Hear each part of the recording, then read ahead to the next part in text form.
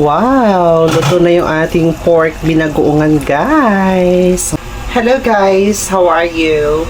In this video, samahan niyo ako at tayo magluluto ng masarap na pork binagoongan.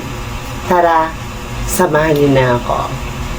For our ingredients, guys, meron tayong ditong chopped na pork, meron tayong slice na talong, meron din tayong hipon or bagoong na hipon, and then meron tayong paminta, meron tayong siling haba na chop ko na kanina or na slice ko na, and then meron tayong kamatis, luya, bawang, sibuyas, at saka itong brown sugar. So, let's get started, guys. First step, guys, prito muna natin yung ating talong. Bahagyang prito lang kasi maluluto naman to mamaya kapag sinama natin sa ating pork binagoongan. Para medyo crunchy lang yung kanyang labas, mas better na piniprito muna bago ihalo sa ating pork binagoongan. Pero wag naman sobra na prito, katamtaman lang. Malak lang natin yung sides ng ating talong. Ayan. Antayin natin ng konting golden brown. Tapos, babalik na rin natin. Balik na rin natin yung ating talong, guys.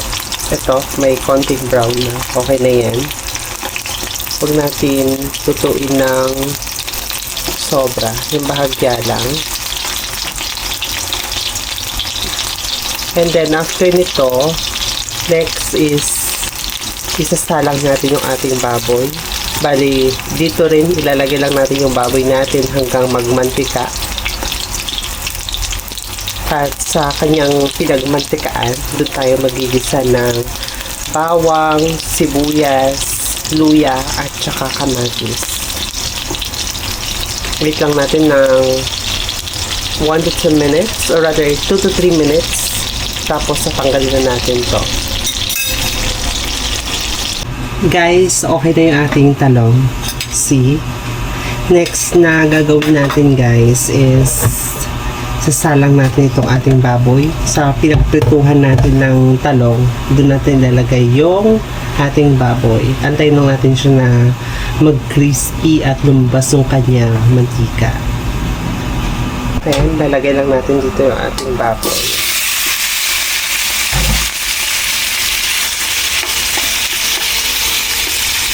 Ayan. And then, tatakpan lang natin to, guys. Mga 10 minutes, balikan natin. Check natin kung okay na yung ating, nagbawas na yung or nag-evaporate na yung kanyang tubig at saka lumabas na yung kanyang mantika. Takpan lang natin to, guys. And later on, after 10 minutes, double check natin yung status ng ating baboy. After 10 minutes, guys, check natin. Oh. Talang natin, balik na rin lang natin. As you can see, di ba nagtubig siya. Ito na yung tubig ng baboy. Tapos, tatakpan na ulit natin. After 10 or 20 minutes, balikan natin. Check natin kung nag-evaporate na yung kanyang tubig. At yung natira na lang is yung kanyang oil or mantika. Pero paghaluin muna natin. Yan.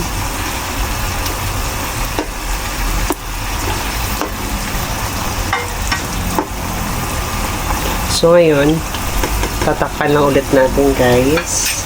And after 10 or 20 minutes, balikan natin. Check na natin yung ating baboy, guys. Ayan. Golden brown na yung ibang part.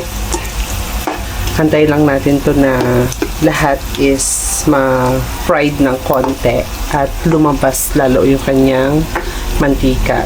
Tingnan nyo guys, so, di ba yung mantika na siya kanina na pinaglutuan natin ng ating talong, pero nag-increase yung number talaga. Pero mas dumami yung ating mantika kasi nga nare-release na ng baboy ang kanyang mantika.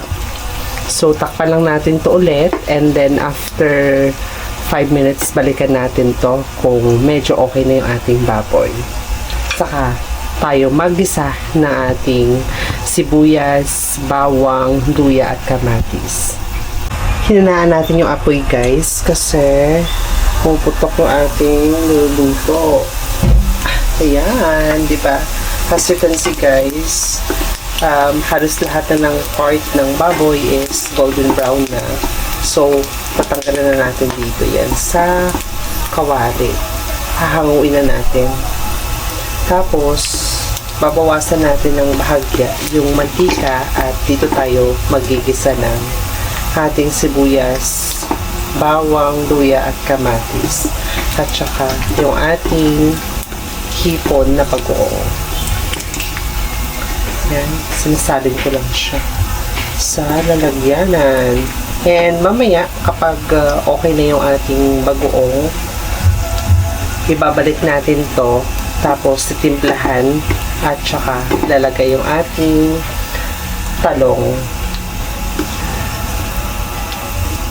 Sarap po. Kahit ganito pa lang, sarap na siya. Bawas na tayo ng mantika, guys. Okay na yung mantika natin. Nagigisa na tayo ng luya. Luya muna. Tapos, paghaluin lang natin. Ayan. Tapos, next natin yung ating sibuyas at bawang.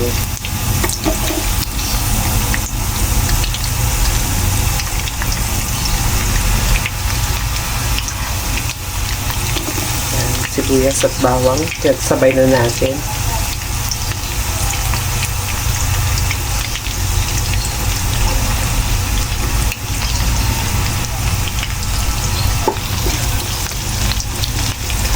Pusantayin lang natin ito mag golden brown. Kapag golden brown na, next nilalagay natin itong ating kamatis. Okay na guys yung ating sibuyas, bawang at luya. Lagyan na natin ang ating kamatis.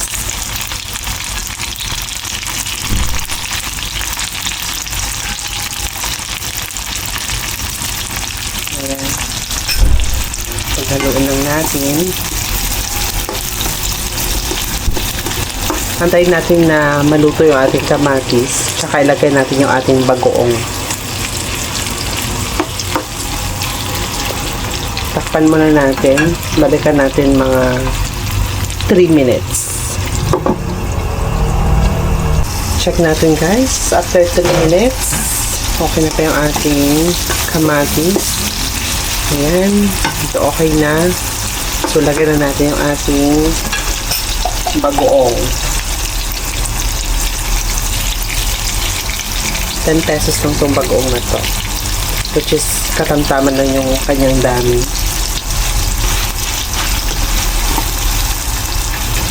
Ayan. Isa lang natin to. And, lagay na rin natin yung ating hiniwang siling haba. And maya maya lalagyan na natin yung ating brown sugar. Ano yun? Isa kalahating kutsara. Ayan. Takpan lang natin to. Tingnan natin ito na magisa ng maayos yung ating bagoong. At saka lagay natin yung sugar and then yung ating baboy at saka yung pritong talong. Check natin. Okay na guys. Medyo ito na yung ating bagoong. Ilalagay rin para tayo ng isang scoop na pamintang durog. Ayan. At saka lagay natin yung ating brown sugar. 1.5 spoon yan guys. Paghaluin lang natin. Ayan. Ang bango-bango. Ito pa lang, nakakagutom na yung amoy niya. And of course, maglalagay din tayo ng isang scoop na asin or kalahati lang kasi yung bagoong natin maalat na. Maglalagay din ng asin, kalahating scoop lang pala muna. Tapos, galuin lang muna natin. And then, maglalagay tayo ng konting suka.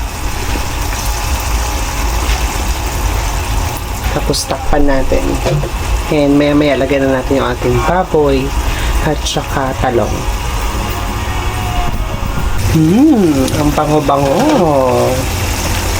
Check natin na kung pwede na ilagay yung ating baboy at saka talong. Yan, pwede na guys. Lagyan na natin itong ating talong at baboy. Malambot na yung ating baboy kasi as you can see, crispy na siya guys. So, luto na yan. Tapos, papakuloy lang natin to ng bahagya. At saka, luto na to yung ating pork binagoongan. Ganitong luto ng pork binagoongan is napakasarap talaga guys. Mapapadami ka ng kain ng kanin. Yan. Perfect na rin yung lasa niya guys. Katamtaman na yung alat at saka yung tamis dahil sa brown sugar. So, ang gagawin natin, tatakpan lang natin to and after 2 minutes, okay na yan. Takpan lang natin. Wow! Luto na yung ating pork binagoongan, guys. Ang sarap. As you can see, guys, oh. Diba? Mamantika. Ang sarap-sarap ng ating pork binagoongan. Guys, sakasalang na ng ating sinaing. So, luto na yung ating pork binagoongan. Ang gagawin natin, tikim-tikim na lang.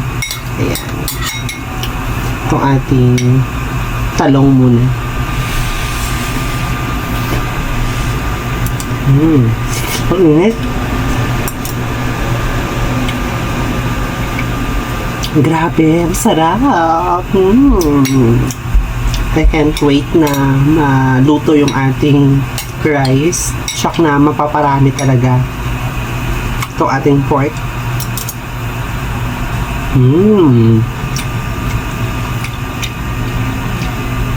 Perfect. Sarap ng ating pork din. Sarap ng lasa ng ating pork binagoongan.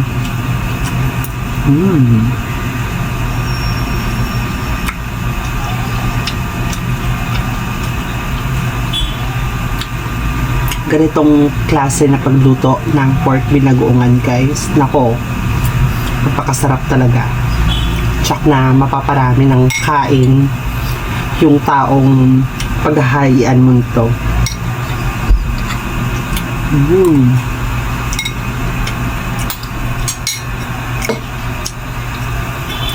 Kung nagustuhan niyo yung video na to guys, magluto na rin kayo ng ganitong procedure na pagluto ng pork binagoongan. And also, I need your support to like this video and subscribe to my channel. Thanks guys for watching. Bye!